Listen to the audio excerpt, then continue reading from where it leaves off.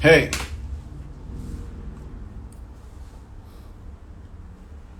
what's up, y'all? I'm here.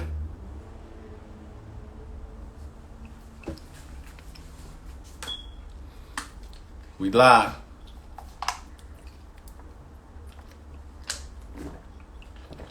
What's up, y'all? We live. Thanks for tuning in to episode number 1 of Ask Corey Pegues, where we're gonna drop some knowledge. Keep it right, not real. Y'all know I always keep it right, not real. So we just wait for a few more people to come on. We live on Facebook and we live on IG simultaneously. Gotta give out some good information. People have been starving for good information. Everybody out there is, people's heads are all confused about what's going on in law enforcement. So I'm here to clear up a lot of this stuff for you guys. A lot of this stuff we're going to clear up. Now, if y'all got questions, make sure y'all put those questions, type those questions, so we could get those questions answered. So let me just give y'all a little feedback on why I even started this show. I wanted to start this show because I'm constantly getting DMs, phone calls, Facebook messages, Twitter. People always asking my opinion for whatever reason. People want to know what I got to say. So people are asking my opinion. So I said, the best way to do it is to do a little show, once, maybe twice a week. This thing is going to be fluid. We'll see what happens. It's going to be fluid, and we'll see how the feedback go, and just get that information. I truly believe I'm like the preeminent person in the country that can speak to both sides of it. Being a former criminal in the most violent decade, American history, I believe, is the 80s, and then changing my life to become a cop in the biggest police department in the country. So I really think, and of course I keep it right, not real. Now let me explain that to you. Keep it right, not real. People always asking what that means. When you was growing up, parents always told you to do what was right. Then this hip-hop came along, and then people in the streets was like, I keep it real, I'm not a snitch, whatever. So, when I became a cop, I went to the police department, I was like, I gotta do the right thing. No longer could I keep it real in the streets. And so that's why, I came up with that hashtag, that slogan, keep it right, not real. So I just stay that way. So if you do something in front of me, I'm around, trust me, I'm telling you. So we ain't gotta figure out who told the cops or who told your mom or whatever. I'm telling you. But today I'm excited to do the show. So let's get it going. Today's topic is going to be the killing of Breonna Taylor. And many of you might have seen me on Court TV last week. I do TV here and there. But I'm going to tell you, in the TV world, I'm trying to crunch everything in 20-second hit, 25 seconds. They don't really give you a lot of time to talk. So I have to rush through stuff. I'm giving out good information, but I'm rushing.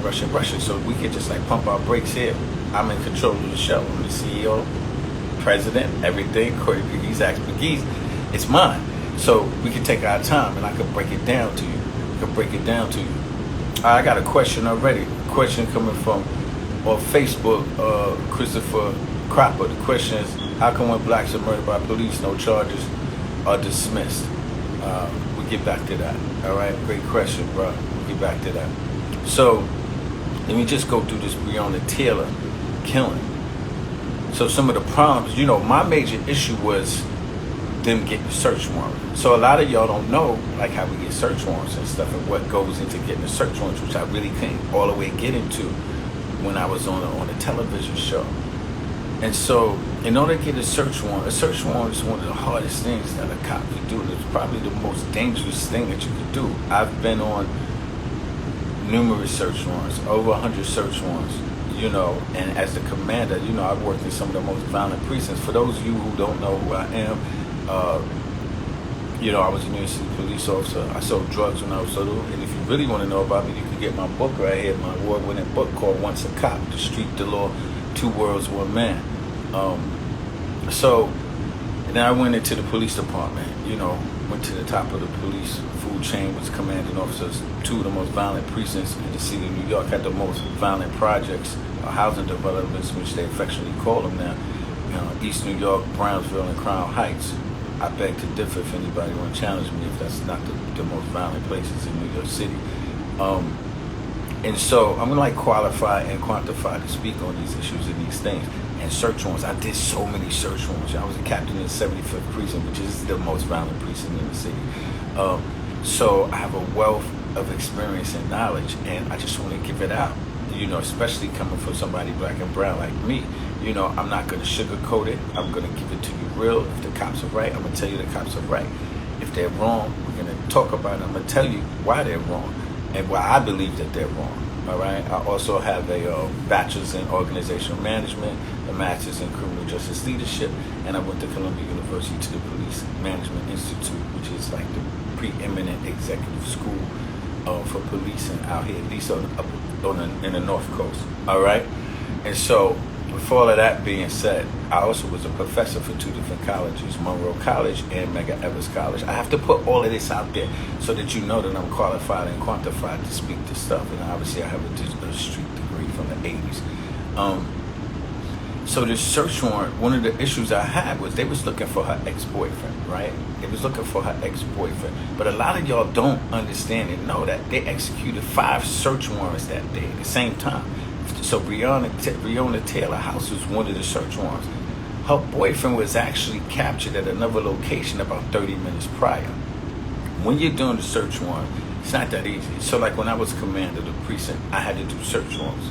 The cops would go get the information. I had to give the approval. So let's say we was doing a gun or a drug search warrant. They would find information that at this location they got guns, they got drugs. We would use confidential informants, and I'm gonna be quite honest with you. Most of the confidential informants are like crackheads, drug addicts, you know, street people. You know, so you gotta believe them, but you can't really put all your trust into them. So you want to do like at least 2 to 3, at least 3 looks in the location. You know, they would have to explain to me how many looks they had in the location. We went on Monday, we went on Friday, we went on the next Tuesday, like. And one of the most important things is, when is the last time we had a look in the location? And did we introduce an undercover cop to the location? Not only do you have a confidential informant, we can't always believe these people because they got their own underlying agendas. But now let's introduce an undercover. I see my man Rob Santos out there. Yo, what's up, Rob? Former first grade detective, highly decorated detective. So we would introduce a cop into the location so that not only we got the information from the confidential informant, which is usually somebody that was on drugs, but now we got eyes of a cop that was there. So I'm definitely going to believe the cop that he saw. Yeah, I was in the location. The gun is in the dresser drawer in the rear back room. Okay? And Rob, you always, you know, tap in. You already know how we give it up, bruh. This is just, we just giving it real for the people out here in the street. So after they do like 2 to 3 buys into the location, buying guns, buying drugs, they would have to go to their lieutenant, which was in charge of the team. The lieutenant explained to him and say, hey, we're ready to go. And now the lieutenant will have to come and explain to me. So again, the NYPD is the biggest police department in the country. So it's kind of a little different. It's a little different because it's the biggest animal. They got a $1 billion budget, but it can't be too far off in how you do a search warrant. You understand what I'm saying? So the lieutenant will have to explain to me in detail why he believes we should hit this door and do the search warrant, and he have to explain everything to me. I would say, hey, okay. I give him or her okay. Sometime I would have my captain approve them because I was the commander. He was my executive. He would approve them. And so now, after I gave the approval, I had to take all of that information that they gave me, and I had to go up to the chief of the borough for him or her to approve the search warrant that I just approved. And sometimes I wouldn't approve my search warrant after the information they would give me. Hey, we haven't had eyes on the location in 2 or 3 days. I said, nah, go get another, but I'm not approving it. So now, once I approve it, I had to go to the chief. And the chief, sometime after me explaining all of this, hey, listen, my guys went there. This is the subject.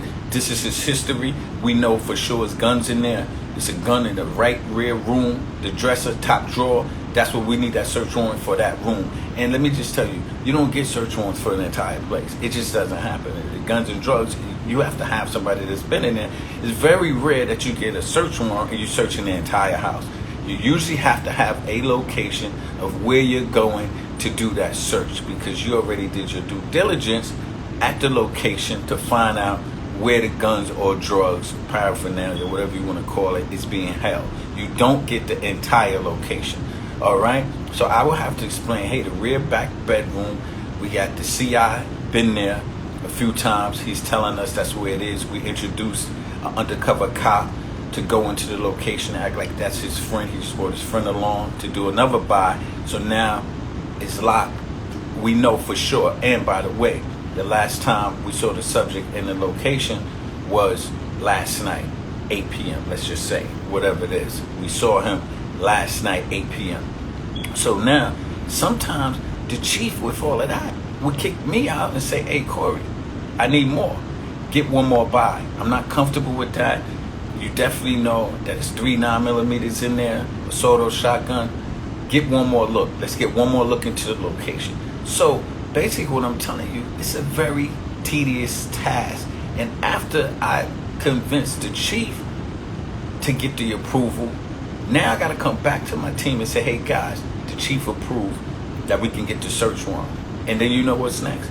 Now they have to go to the court downtown, wherever your court is in America. They have to go to the court and explain to the judge everything that they explained to me, everything that I explained to the chief, and now explain it to the judge and hope and pray that the judge say, hey, let's execute the search warrant. And so the Breonna Taylor case, and for me and everyone, when something goes wrong in the beginning, everything is wrong. So, I'm not trying to hear that, the cops were justified in shooting. If it was wrong at the beginning, everything is wrong. You can't pick and choose what's right, especially when we're talking about the life of somebody. If it's wrong at the beginning, it's totally wrong. So in this instance, I'm reading an investigation that I found out is that the judge approved 5 search warrants in 30 minutes. I just explained to you probably for 14 minutes, 4:14, I've been talking maybe 4:02. I just explained to you the process of a search warrant, 12 minutes. Hey, what's up? I see you, sis. I see you, Mike. What's going on? I just explained to you in 12 minutes what the process is. Do you think that someone can go sit in front of a judge and explain 5 separate search warrants? And another piece to their whole search warrant mishap was the language in all the search warrants was exactly the same. That right there totally disqualifies it for me, because how you gonna have 5 locations with the same layout? You're looking at the same location inside for the drugs and everything. If it stinks at the beginning, then the whole thing stinks. The judge, I've never seen a judge approve one search warrant within 30 minutes. We got to sit there and explain it to the judge. It takes more than 30 minutes. So how in the hell down there where they are, they can explain 5 search warrants in 30 minutes? So when you're doing the math, that would be 6 minutes for each search warrant, explaining them. And I just told you just the process. It took me 12 minutes to give you the process. So now I'm going to give you a whole detailed layout of how long we've been looking at this person. These are the looks that we had, and this is the confidential informant that we had. This is the undercover cop that we introduced into the house.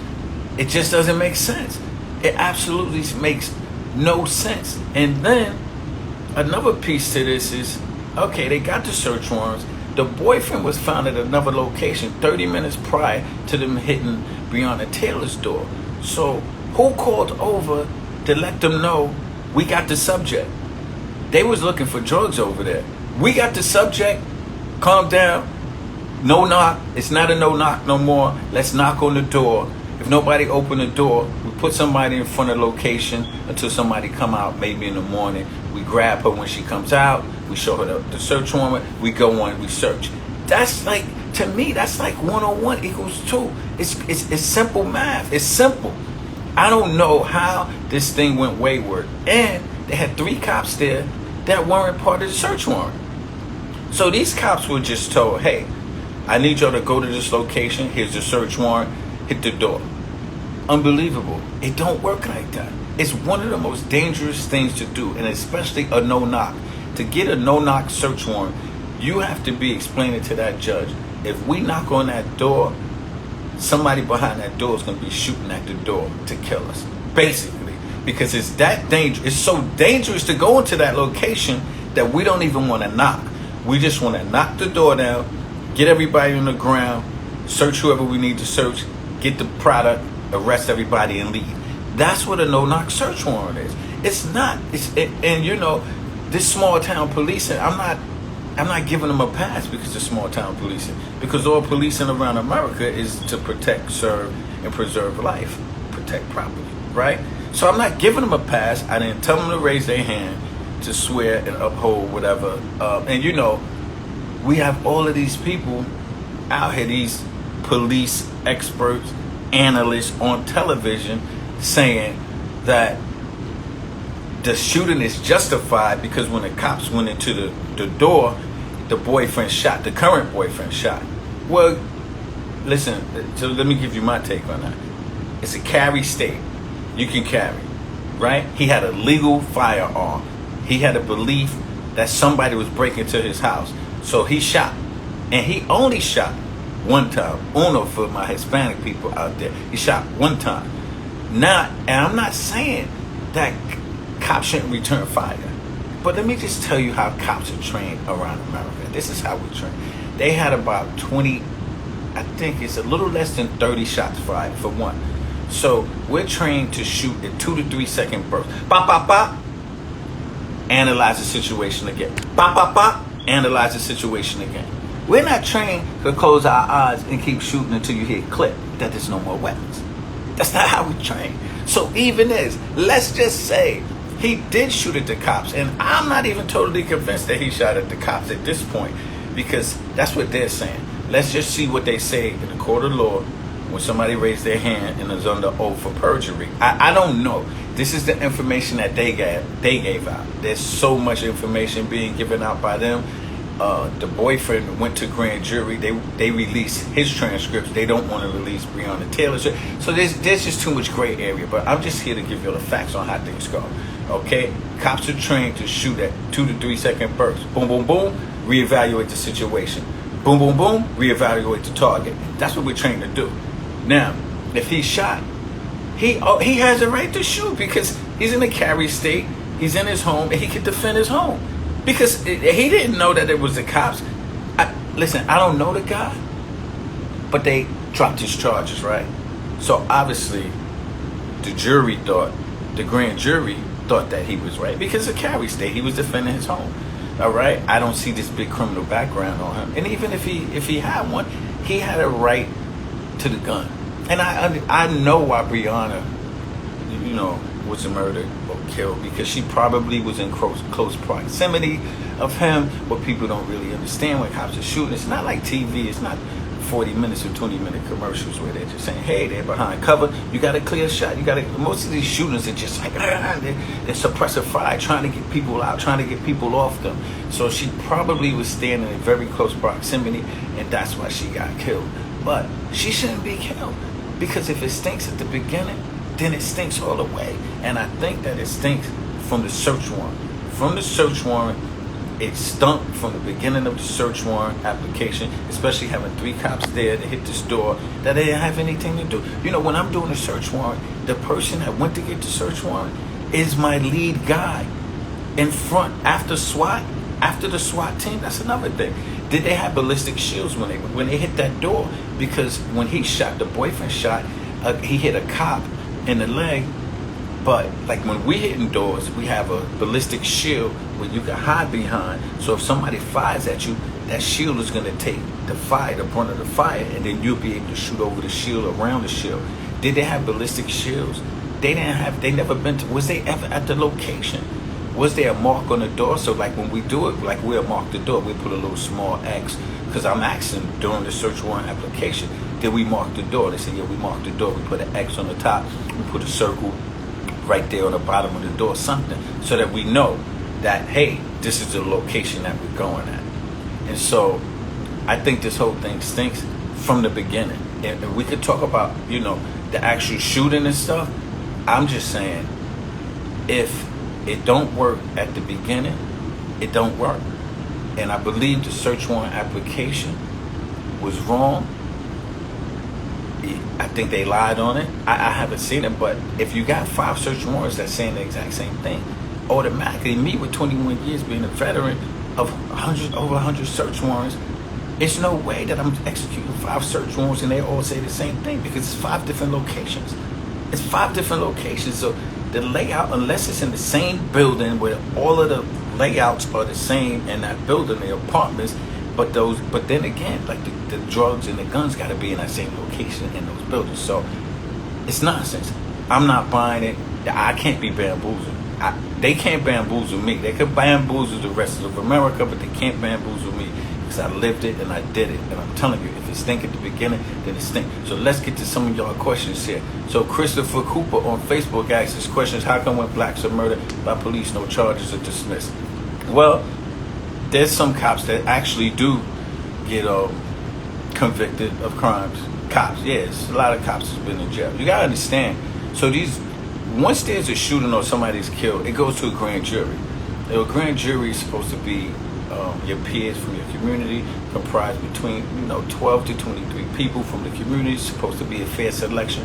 The process, the prosecutor and the defense attorney should be picking the jury, and however they come out, they come out.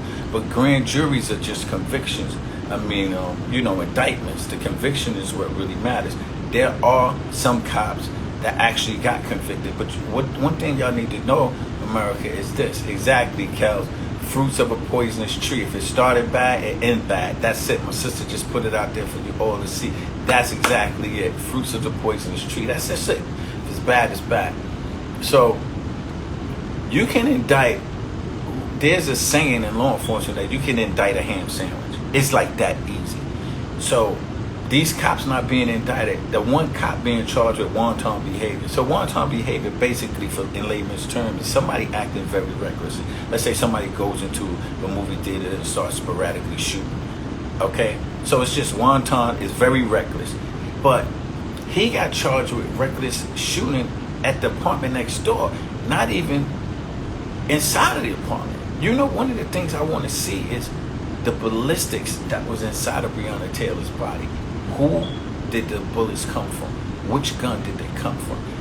If they're doing it right, and we believe what this Attorney General is saying, he's saying that guy that was convicted, that those bullets did not come from his gun. But I don't even believe what this guy's saying. I'm not believing what he's saying. I don't think he put on a case strong enough to get a conviction, to get an indictment for Breonna Taylor. I don't think that he did. He has absolutely no care in the world, I don't believe. That's just my personal opinion. You could believe what you want to believe. So when somebody gets locked up, it goes to a grand jury. So it's up to the grand jury of your peers, or it goes to a judge. Most cops pick, when they go into trial, so after there's an indictment, they go to, the conviction, an indictment for the grand jury, and they have to go to trial. They usually do trials by judges. They'll rather take their chance with the judge than to take their chance with the citizens. Especially now, I know that for a fact. They're definitely not trying to go in front of the jury of their peers, especially with the climate of what's going on in America. And so, the cop line, search on, I'm looking on Facebook and Instagram. Is it normal to knock with a no-knock warrant? This is from Terry Watson, professor at University of Pennsylvania. What's up, Terry? How you doing? That's on Facebook.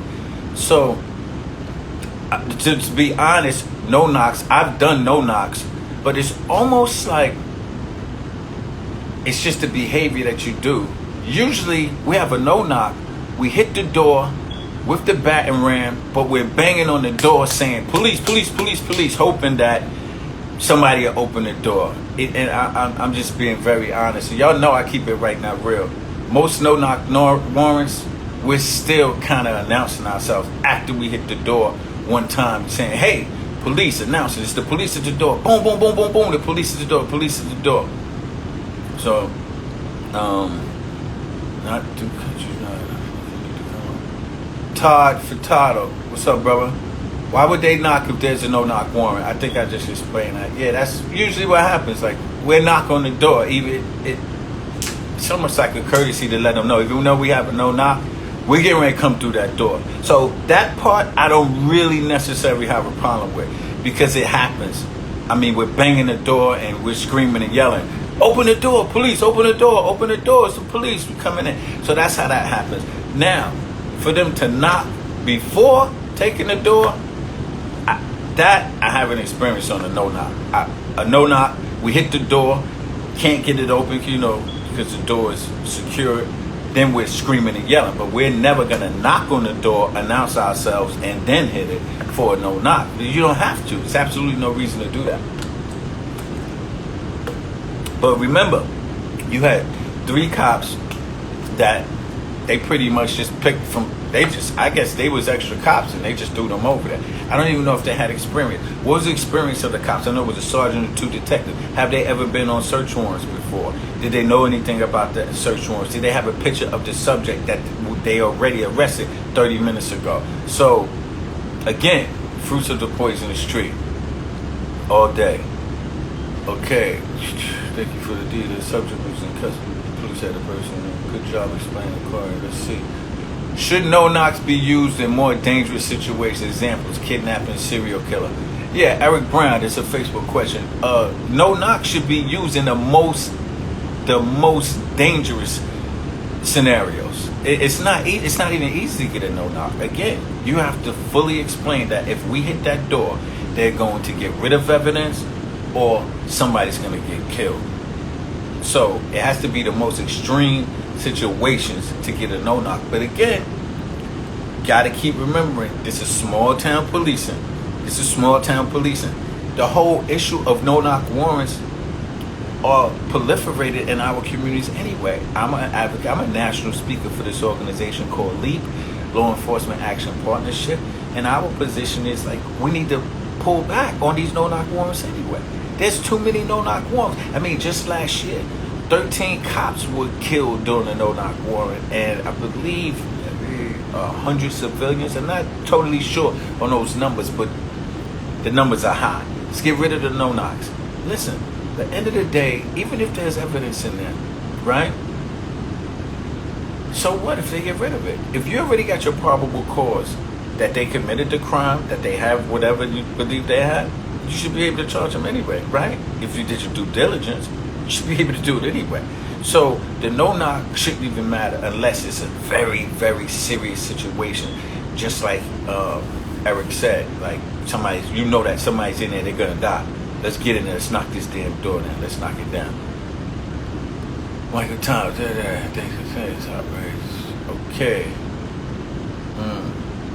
All right, I got some questions that was emailed to me also, so let's go through a couple of these emails. All right, this is from Miss G. Miss G, what do you think, if anything, can be done to change Black America's views on law enforcement and vice versa? Well, Black America's views, thanks for the question. Black America's views can be changed easily when they're treated like everybody else. So until they're treated like everybody else, Black America is going to have a problem with policing. You got to understand, policing started with slave patrols, capturing runaway slaves. So our view not going to change. Black America's view is not changing until they treat us like everybody else. And vice versa. So I'm talking about Black and brown view, but now the white person view, or people that don't look like our view, their view is not going to change until it start affecting their pocket, start affecting their family, start affecting their communities. Trust me, if policing was done the same in their communities, they'll have a problem. And I have this saying that I coined, that in Black and brown communities, police hunt, but in white communities, they protect and serve. I can say that. I'm an expert at that. I promise you. I worked in white communities, Astoria. For everybody live in New York, I worked in Astoria, Greek neighborhood. They protect and serve out there. In Brownsville, I worked in Brownsville. I worked in Harlem. They hunting. The cops are hunting. I worked in Bed-Stuy. They hunting. I promise you, they're hunting in our communities. So when they start protecting and serving in our communities, we will change. When they stop disrespecting us in our communities, when they stop, violating us, we stop questioning the frisk and all this other stuff, this war on drugs, all of this stuff to keep us down, our attitudes would change. And if we transfer this stuff over to their communities, trust me, they will have a problem with that. Ms. G had another question. If you could make one change to policing in America that would lead to better community relationships, what would it be and why? If you could make one change into policing in America that would lead to better police community relationship, what would it be? You know what it'd be? To be honest with you, that whole word, community policing. The one change I would like to see is community have a very serious say in who patrols in their neighborhood. It's just like this crazy president we have, right? I don't even want to say his name, number 45.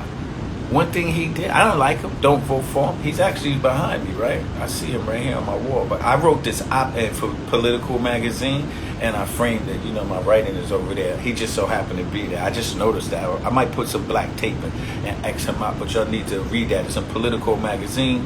I wrote a nice article about policing. What was the article? A slow, still insufficient change in the police culture. It's talking about the police culture. So you can check that out at politico.com.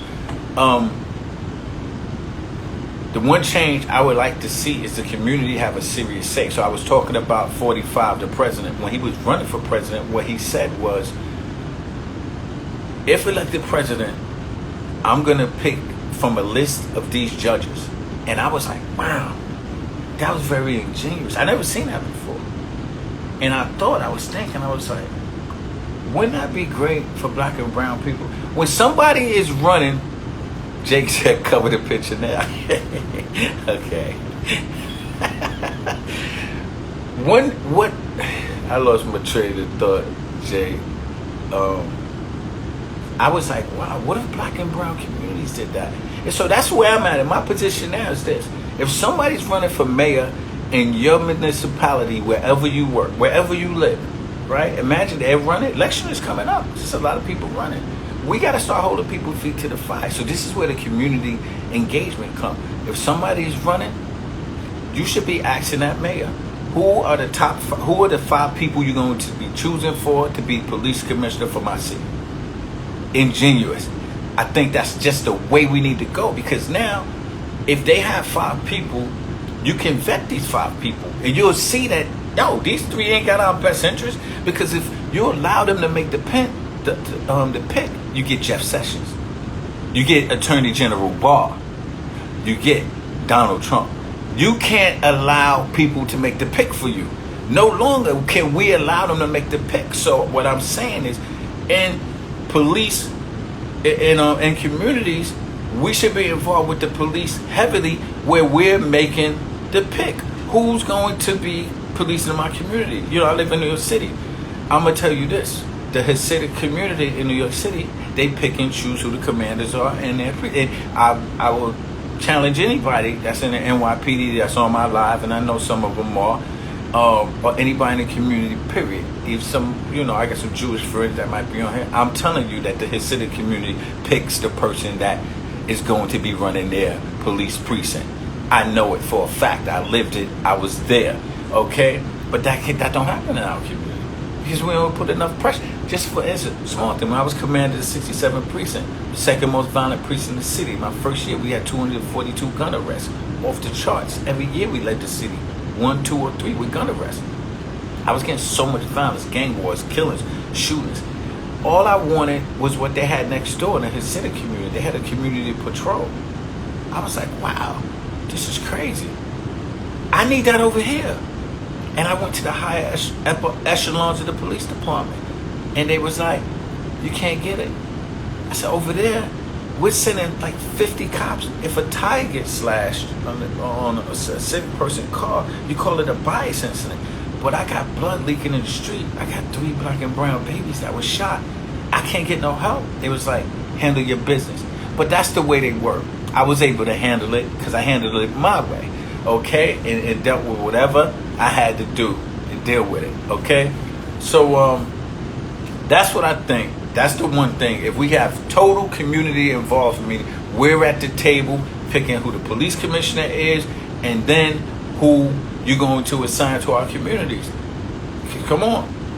You're Who are the names? Give me 3, give me 5, give me something. Let us look at them before you assign them to our community. Because if they don't have our best interest, we don't want them here. We don't want them here anymore. And Ms. G had one more question. As a former commanding officer, do you believe that the commanding officers that executed the warrant that led to Breonna Taylor's murder should face punishment? Or should the blame be solely on the officers that were involved in the shooting? Again, Ms. G, if it started bad, everything's bad.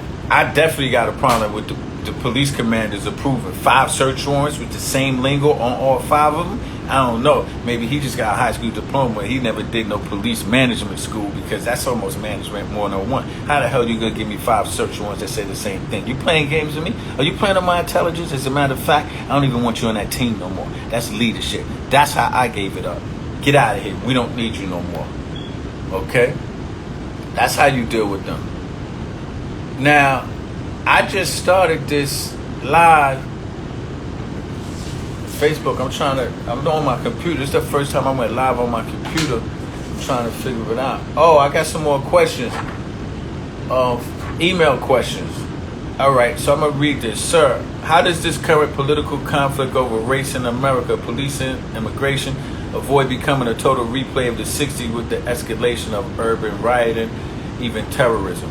Is that a question? Okay. How does this current political environment? I'm not really answering political question, but as far as policing, yeah, I mean, as we go further down, you'll see it was bad in the 60s. It was very bad. Like, cops was getting sniped. And don't think that it can't go back there. God forbid. I don't want that. I don't think anyone wants that, and no one wants that. But if the current climate, if you got the lead, you have the leader of the United States constantly trying to put race into it, it can happen. We've already seen that happen with police officers getting shot in revenge. Rest in peace, Officer Ramos and Lou. Ramos and Lou was killed out in Brooklyn, New York. God bless and rest their soul. They was 2 poor cops who just sitting in their car. They got murdered, and I believe that was after the Freddie Gray case out in Baltimore. I believe that was then. If we don't get this right, I'm telling you, it's going to get bad. It's going to get bad. Thankfully, there have been no bombers in New York City like they had in the 70s following protests and riots. Again, like the 70s, it was really, really bad. Cops was getting killed. They was getting shot all the time. They couldn't eat in their cars. They couldn't do anything. And I believe, my daughter's a cop, for y'all that don't know, and my nephew's a detective. And I tell them all the time, don't sit in that car and eat.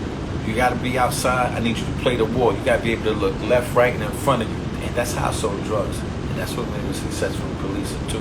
Play the war, left, right, and in front. So nobody can ever run up behind you. Eyes always on the prize. And you got to keep that head on the swivel. Constantly moving that head for the cops out there. The tactics. That's the tactics that you need to be using.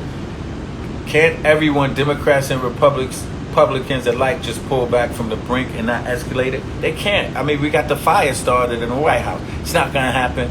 And they all have their own agendas. But again, for me, local politics is what's really going to affect you. So I don't even care what they're doing on the national stage, because it's local politics where I live that's going to affect me. Voting for my mayor, making sure my police commissioner know who I am, going to the school board, doing all of these things. Your local politics, going to your civic association, your block watches, block association meetings, doing all of that stuff. All right. How can we avoid further polarization and violence over police and the criminal justice issues in New York City? Well, the first thing, we probably got to get rid of the mayor, because the mayor of New York City, I don't know what happened. 8 years ago, this guy was like a rock star. He was a rock star coming into office, and then he went all the way down. He lost control of the police. He definitely lost control of the police the day that they turned their back on him. And Eric Adams, the Brooklyn Borough President, he's running for mayor. I think he'd be a phenomenal choice to start. And the way that we start fixing all of this stuff is conversations like we're doing right now. Conversations. We can't do anything without having conversations. It's almost like being an alcoholic, right? You got to go to the AAA meeting and say, hey, my name is Pegues. I'm an alcoholic and I need help. So in policing, what somebody needs to do is say, hey, we have a problem historically policing in black and brown communities, and we want to help. The only way you can get help is bringing people to the table. You got to bring people that's like-minded, that's willing for change, not looking to get a trophy or all this nonsense. You got to bring people that's willing to sit back, and the police can say, hey, yo, we messed up on this, we messed up on that, but we're willing to change it. All right, hiring a black chief. I'm watching like NYPD. They put black. Oh man, it's like Black Friday in NYPD. They put black chiefs all over the place. Blank, blank, blank, blank, blank. That ain't helping nothing. All that is putting a black person in charge. It gotta come from the top. And by the way, the power positions in the NYPD, they're all pretty much white. The police commissioner is white, internal affairs is white, counterterrorism is white, chief of detectives is black. I don't know, he's black, chief of patrol is Hispanic, but the real power positions are white. And that's what it is, man. We gotta be in power positions to make change. We can't make no change. That's why your vote gotta count. November 3rd, it's here. So, like, what are we gonna do? What are we gonna do? Please set up a YouTube channel and do your questions live on there so media can pick it up easily. I salute you, my brother. Respect. Gotta get back to football. Are you choosing football over me, sis? You serious right now? I can. All right, love you, girl. All right, well, I just wanted to do this like 30 minutes, 30, 40. This is the first one. So I just want you to know I'm going to be doing this like once a week, maybe twice a week, depending on what's going on. All right, Ray Johnson just asked, are there any good cops? Please explain. I'm so happy you asked that question, Ray. So let me break this down with this whole good cop thing. So there actually are thousands and thousands of good cops, but they all kind of hiding. See, and I get America's position on this, especially Black America, because Black America goes like this: stop telling me that it's good cops when all we see is bad. Just look, Eric Garner, there was 12 people on top of him, at least 12 that was there. Nobody did anything, so that's 12 bad cops. Freddie Gray, it was like 4 or 5 cops there, nobody helped, all bad cops. George Floyd, 4 cops there, nobody did anything, bad cops. So I get it. James Blake just got shot in the car, 5 cops there, nobody helped. So America is saying, stop telling me that there's good cops when all we see is bad cops. And I'm totally with you. And so that's why I'm pushing this Corey Pegues bystander law. And you all could like hit all your representatives, your council people, your congressmen. I'm pushing this bill to every politician I know. I want the Corey Pegues bystander law. And that law is going to be straight up. If a cop is on the scene of another cop committing a crime and they didn't do anything, fired. No suspension, no money taken out of his pocket, no transfer, fired. Send a message, get rid of them. And then we'll see who the good cops are. Until then, we're not going to see who the good cops are because they're all hiding. We look at these incidents. There's a bunch of cops there with cops that want civilians are getting killed. Unarmed people, they're getting choked out, they're getting shot, they're doing all of these things. And nobody's doing anything. Listen, Corey Pegues, bystander law, let's go. Get rid of them. Fire them on the spot. As soon as the video pop up, you get the body camera. As soon as you get that body camera, hey, Corey Pegues, come in my office. Give me a gun and your shield. Matter of fact, I even do it better. I call a news crew. I'm getting ready to walk this cop out from the bystander law. Corey Pegues bystander law. He was at the scene where somebody got killed. Bring your cameras because I want America to see. We're not going to tolerate it no more. That's how you affect change. I'm dangerous. They don't want to deal with me. But if I was a police commissioner somewhere in America, I promise you, it'll be the best police. It'll be the best police department in the country. But they don't really make a lot of money. They don't make enough money for me, so I probably won't be doing policing. But I could do this and talk to my people because I'm loving y'all. Let's just share the video. I think I'm gonna post it up. I gotta figure out how I do that. But share the videos. Be on the lookout. I'll be back next week. I'll be back. Let me see. One more question. I live in any else had for discounts on house. Yeah, LG, they have that still. She said when I lived in Indiana, they had a program where officers, they gave them, vouchers to live in the community. They did. I'm glad you brought that up. So let me give you my position on residency requirements for cops living in the resident. This is how I feel.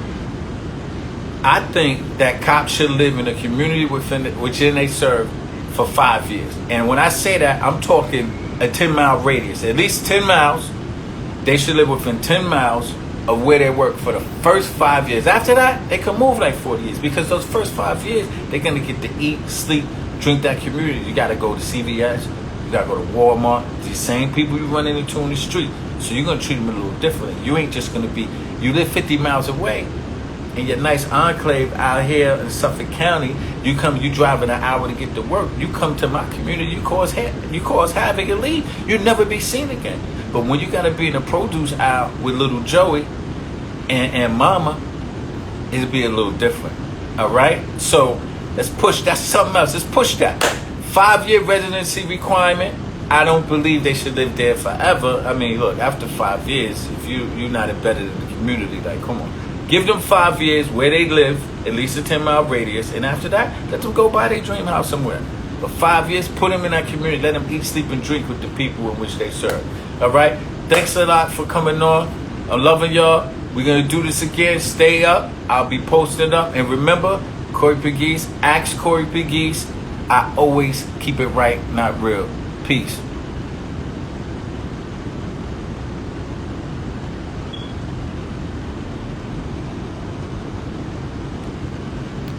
Now, how do I cut this off?